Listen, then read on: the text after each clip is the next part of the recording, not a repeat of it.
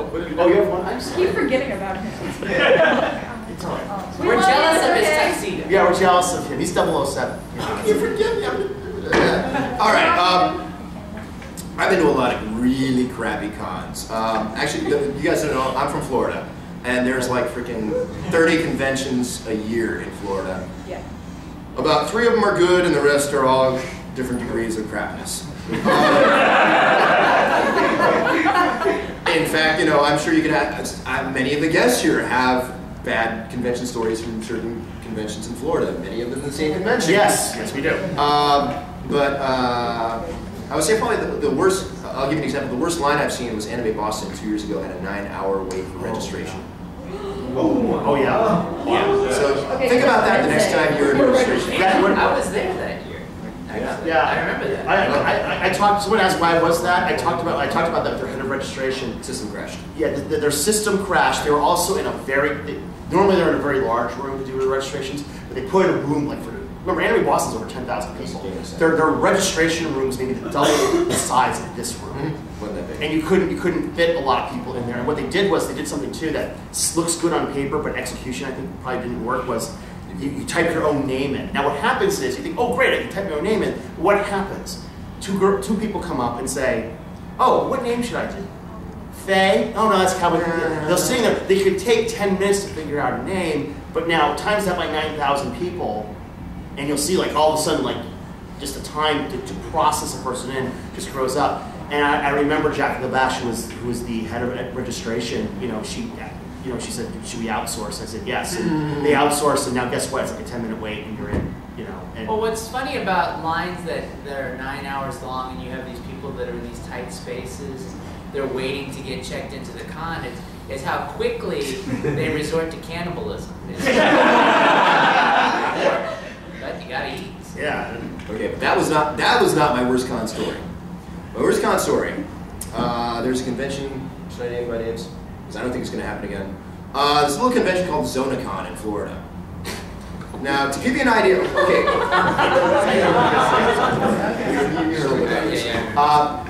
About 2 years ago, this little convention it started out as a comic convention, called itself Tri-County Comic Convention, started up. And in their first year, they went to the Florida SuperCon, which is another convention on their website, and took pictures of their convention and put it up on their own website as this is what our con looks like. That right there is your first clue. I know of at least 3 different cases of people sending them cease and desist notices from putting up images on their website that they didn't have permission to. That's another thing right there. So Tri-County Com, after their second year, they merged with this convention called JanaCon. Which, to give you an idea, JanaCon in its first year went $30,000 in debt. Wow. Because at that point in time, it was probably the worst run convention in Florida. It was 3 guys that were con chair. Guy A had no experience, Guy B had no experience, Guy C had that much experience, but lied and told Guy A and B that he had that much experience. So when convention time came around, the Guy C, who had any experience at all, got sick and was up in his hotel room the whole weekend. So yeah, they ended up going $30,000 in debt. And the hotel stopped them too. Guy A's mom, yeah, they wouldn't leave until Guy A's mom came with a credit card and bailed them out. For 30 grand? Yeah. So that was JanaCon. So JanaCon the second year merged with this convention called Tri-County Con. Because they were gonna cancel their second year, but enough people complained and threatened legal that they had to have something, so they merged with Tri-County Con. Tri-County Con was even worse. And they refused, they said, yeah, we'll merge with JanaCon, but we're not going to honor any pre-registrations, or if you're a dealer, we're not going to honor the deposit you put with this other convention, you got to pay us again. So, and they had like less than 600 people there for the whole weekend. And it was such a bad experience that after the second year, they changed their name to ZonaCon. And it's this guy and this guy and his mother that run it. And for some reason, they got the idea, so, JanaCon faded away, and they're like, well, you know what, let's stick with this anime. We're going to have an anime convention, we're going to call it ZonaCon. But you know what, it's not just going to be anime, it's going to be anime and horror. So they started like booking guests, and up until about less than 6 months before the con, they didn't have any anime guests at their anime convention.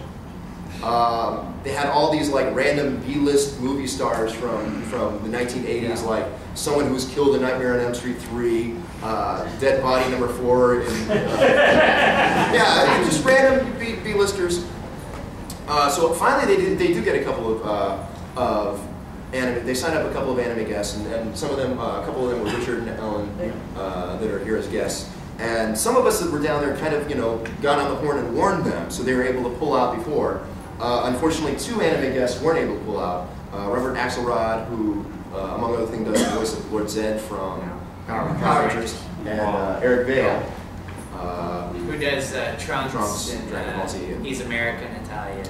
So they got in Italian. So they had to, they went to this convention. Well, the convention's that convention was maybe 10 minutes away from where I live. So I didn't want to spend money to go to the convention. I stopped by for a little while. On Saturday, the lady running the convention had some kind of, I don't know what, left the convention for 4 hours. She had an idea. Her son got fed up and left too. So for a good portion of the day on Saturday, this con's running without anybody running it. They got a couple of, their staff are like high school kids.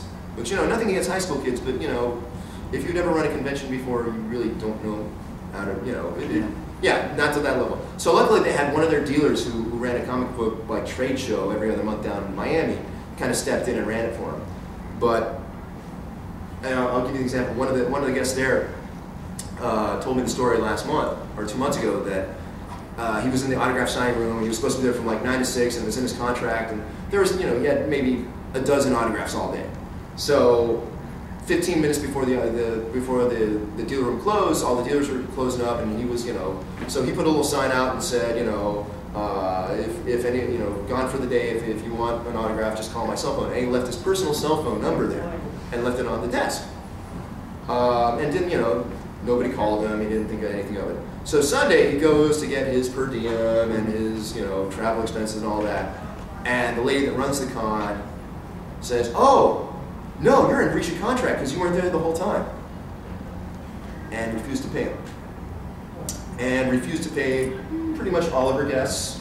In fact, most of her guests didn't even bother showing up on Sunday because it was a train wreck. Oh, and there was something about, supposedly there was a gun at the convention. Yeah. And they had it shut, it went on lockdown, people were stuck in the maid cafe and couldn't get out. And yeah. I'm stuck in the maid cafe. I just like that term. Well, no, I went there for half an hour on Saturday during the day, and I was sitting in the panel with one of the voice actors, and he had 3 people in a room like this, and that was his big panel. And I think the biggest thing I saw was some random panel had 6 people in it. So. Yeah, it was. And it was actually 3 people because there was a mirror there, and you thought it was 3 other people. Well, there's there's way more staff and volunteers there, and total actual attendees less than 100, I'd say.